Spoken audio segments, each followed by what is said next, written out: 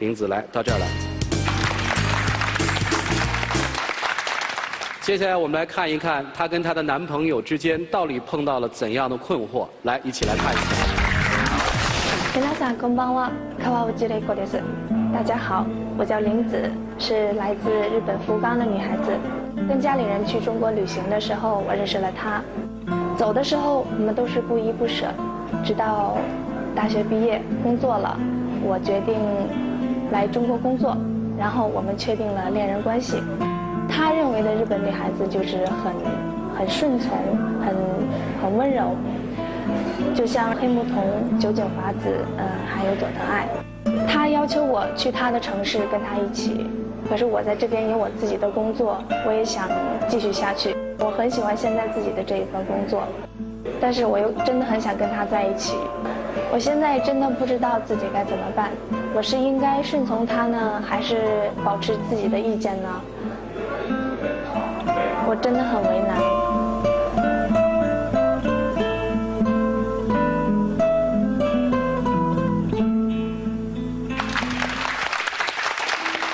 我们该如何跨越异国恋和异地恋？这是现在困扰玲子的一个大难题，对吧？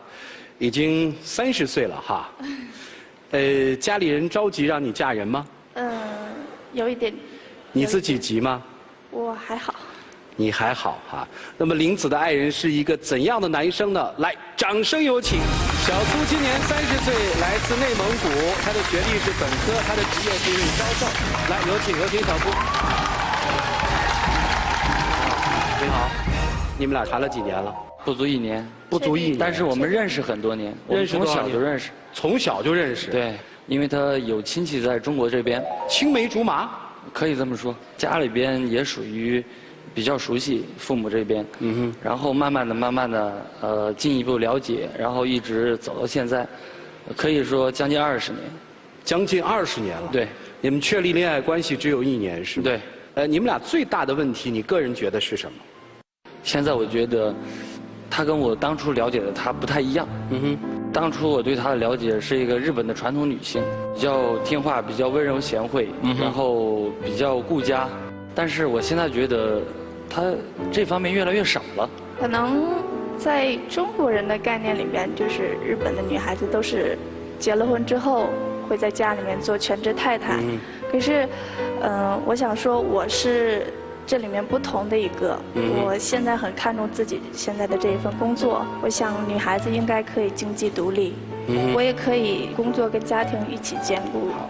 我今天请来了一位你的日本老乡，我想让他也帮你出主意。这个人，在一个相亲节目里面一炮而红，他也来自日本。接下来让我们请出佐藤爱，来有请。你好，请坐。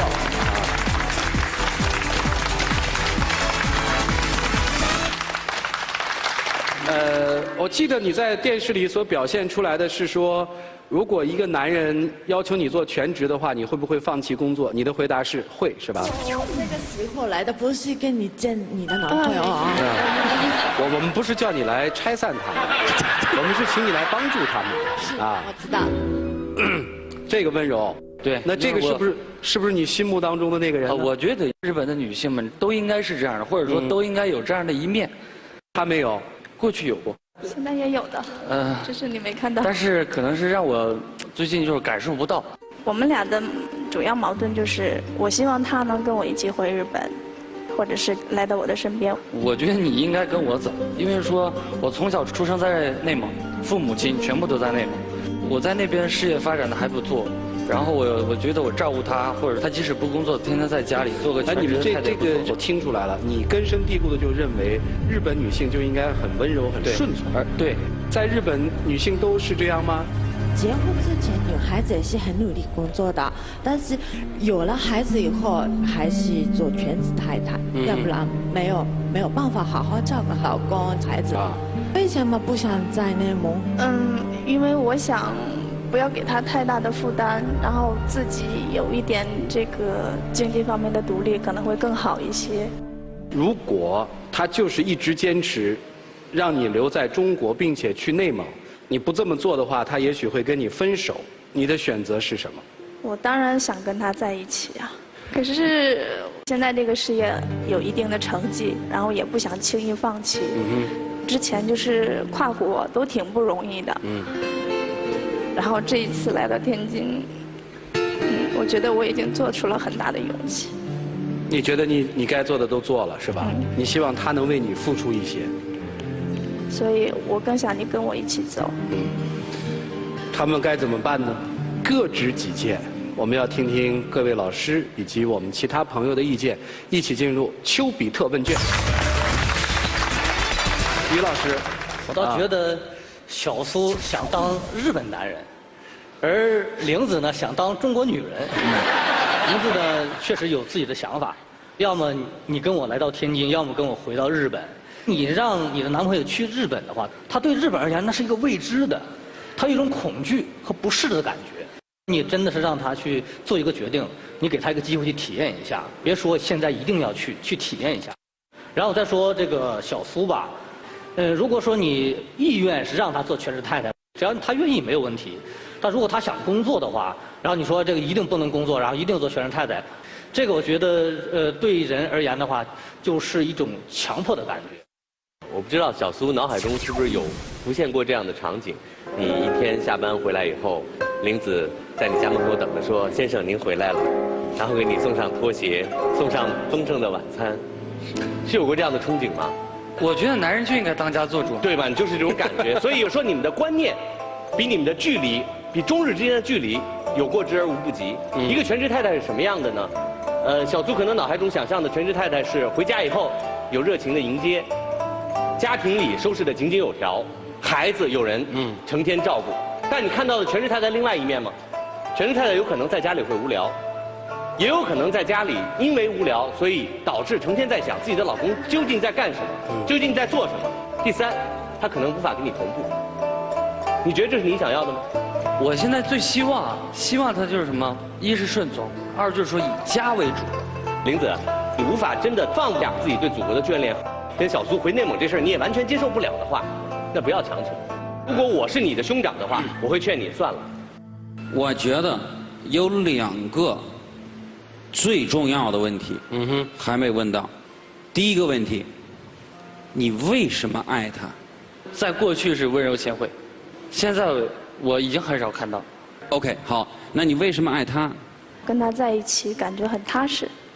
好 ，OK， 那是第一个问题。第二个问题，为了你的事业，为了留在内蒙，你能不能放弃这个？到目前为止我还没有考虑过。但是你现在就得考虑，因为关键时刻就已经到了。我不可能放弃我的家人跟他去日本，但是天津我可以考虑。我从自己熟悉的国家来到自己一个不知道的国家，真的是需要很大勇气的。佐藤小姐应该知道。我非常理解，因为你将来还要生孩子，你考虑的很多是吧？这个也非常理解。所以，女生的选择，我觉得我现在做的选择可能会影响到以后我的一生，所以我想再考虑一下。就更直接一些的问，他同意放弃内蒙，他跟你在天津，你还一味要回国吗？也可以考虑留在这边，我想两边都有家。但是你将来生孩子的问题，可能大家都没有考虑到。有了孩子以后，可能你现在刚开始工作，觉得比较有新鲜感，很想做。可是你真的将来有孩子以后，天津又没有亲戚，在这个情况下面带个孩子还工作的话，真的很累。为了孩子，我觉得还是要考虑一下，一边工作一边照顾孩子，真的很累很难。所以真的考虑一下这一点。涂老师，我们进入了一个误区，这根本不是说中国和日本的问题，这完完全全就是一个爱的勇气的问题。如果没有爱的勇气，即使是内蒙和天津之间也是有问题的。如果没有任何一方愿意为对方付出的话，只要有地域的差距，距离就永远是问题。如果有爱的勇气，只要有一个人愿意为对方而远走他乡，这个问题就不是问题。很多人都是认为日本的女人的温柔和顺从比中国女人要好上很多。其实日本女人和中国女人最大的差距在于，日本女人很享受做女人，而中国女人总是发誓，我下辈子我再也不做女人，太难受了，负担的太多了。我觉得林子身上所表现出的自己的个性和独立，无从指责。一个人自出生之日起，到他的成长，到做母亲，到做外婆，如果他的个性不能发挥出来，人生这一辈子是白走的。我接下来想说到的是小苏，请允许我说一句话啊，可能你会生气。我认为林子是真正勇敢的女人，而小苏就是窝里横，不敢出去。小苏口口声声说你要顺从我，其实你这是大男子主义。夫妻之间是互相共同的生活观点的碰撞，是互相的包容和尊重。一方完全顺从于另外一方，这个家庭基本上就已经完蛋了。爱情可以跨越一切，但婚姻真的不可以跨越一切。事实上，在生活当中，90%的跨国婚姻最后都以失败而告终。剩下的10%有3个共同特点，使他们坚持到现在。第一，双方都十分的笃定，我一定需要对方。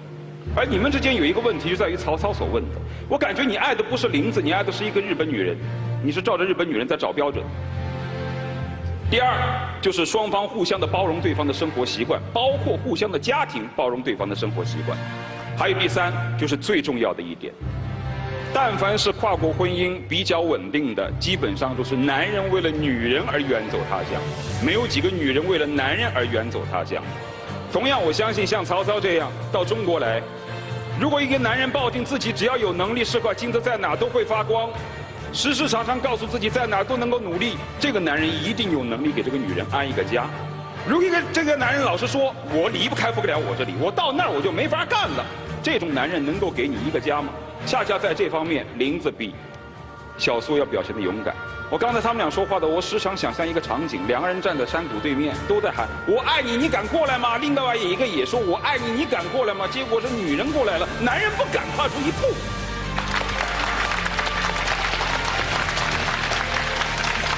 没有那么夸张，90%的跨国婚姻都失败了，谁还敢接受？据我观察的，大部分的恋情还是女性离开自己的国家到另外一个国家跟随那个男性。我觉得这样比较多。像曹操这样的模范养女婿，为什么大家喜欢？就因为少，稀有动物，对吧？曹操。这个爱情保卫战，我们说保卫爱情，但是所有的人走到这儿来保卫爱情的目的是为了什么？是为了婚姻，对不对？婚姻就意味着涂老师说的要牺牲很多，你可以为这个婚姻牺牲吗？可以，因为我也非常珍惜这段感情。如果说他坚持，我完全可以考虑我来天津，但是我肯定不会去日本。现在我们基本达成一个共识哈，就是日本是一定他不会跟你回的，天津他是可以来的。你也考虑一下，是不是可以做出一些让步？我觉得问题的关键就是你们俩到底爱不爱对方？你要特别爱这个人的话，所有的问题都是大家共同的问题。可是如果你没考虑清楚为什么爱他，所有的问题都是双方各自的问题。谈到最后，感觉他们俩之间的感情过于形式化，一份爱都到了要谈条件的地步了，还爱什么呢？今天更多的是在谈合约问题。你过来吗？你过来多少步，我就愿意过去多少步，这还结什么婚呢？在涂老师的这个观念里面，包括曹操他们夫妻都认为说，如果你们有足够的爱，现在面临的这些问题都不是一个问题。就是你们的爱有没有那么纯？那你正视一下大家所有人的这个问题：你爱他吗？爱。你爱他吗？我爱他。好，那你们就考虑一下怎么用这个爱把你们这个鸿沟给填掉。让我们一起进入黄金60秒。我记得咱们俩确定关系那天，我给你唱过一首歌曲，那是我第一次给你唱。那么我今天再重新给你唱一遍，然后我希望你认真的考虑一下，咱们是否要继续的走下去。如果你坚持一定要留在天津，我会陪你在天津生活。人他岭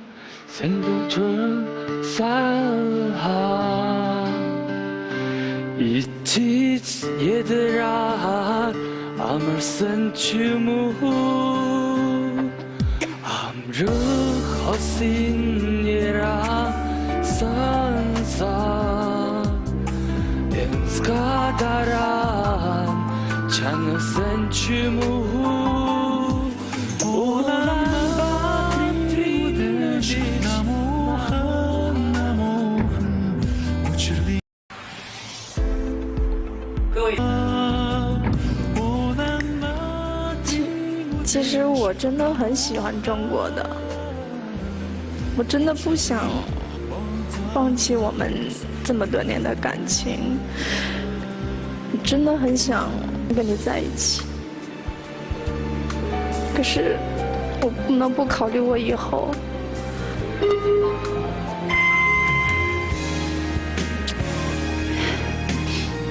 你想一想，你带他回日本的话，你还要照顾孩子，还要照顾老公，还要工作，不可能的。因为他以后过了这些是很难找男朋友的，真的。你想回日本探亲啊，或者说回日本看一看我，当然可以陪你每个月回去，哎，每个月回去也没关系吧？回去一起。没问题。你看他说没问题。真的。别那么固执，回去吧，请回。你替他们急了哈。过了30是真的很难找男朋友。来，请关门。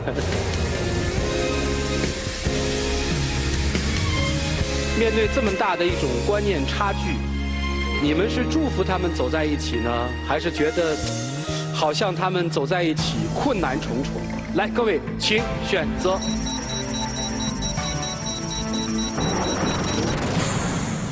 现场有63.33%的观众朋友赞成他们继续往前走。我们一起来数5个数，看看他们自己的抉择。来，5、4、3、2、1，请开门。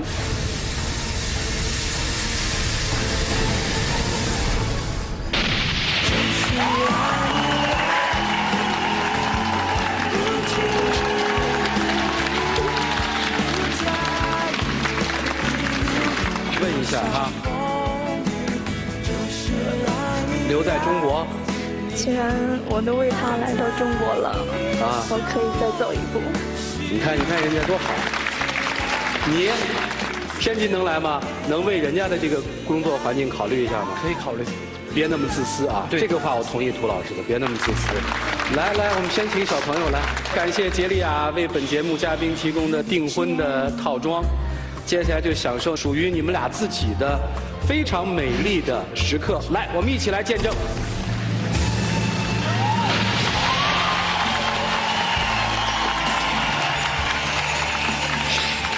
我会努力的，更好的照顾你。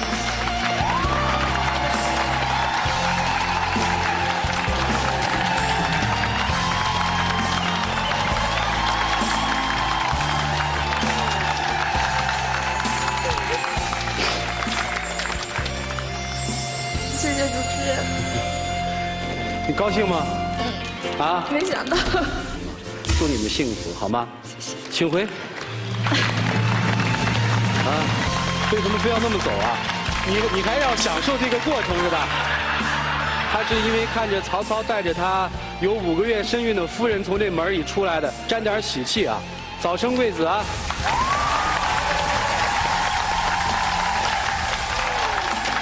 涂老师怎么了？这个订婚你好像不是很喜悦。我要跟所有那些要求女人顺从自己的男人说，你要求女人听自己的话，顺从自己，你就要加倍的去为她奉献。2个人这感情这么好，如果是放弃男朋友的话，肯定会后悔的以后。有爱就要抓住他，是吧？一定是。好，那接下来我们要请出罗瑞，来有请。